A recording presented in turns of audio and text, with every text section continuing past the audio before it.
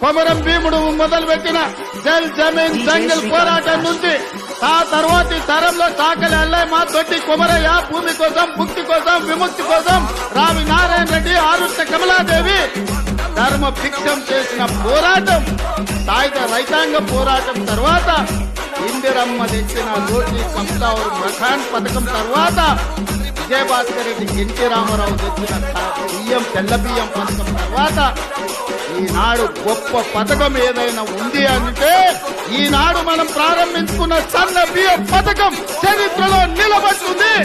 ఆ చరిత్రకు హుజూర్ నగర్ వేదిక కావడం తెలంగాణ ప్రజల యొక్క అదృష్టం అని చెప్పి ఈనాడు నేను చెప్పదలుచుకున్న మిత్రులారా, ఇది ఆషామాషి పథకం కాదు.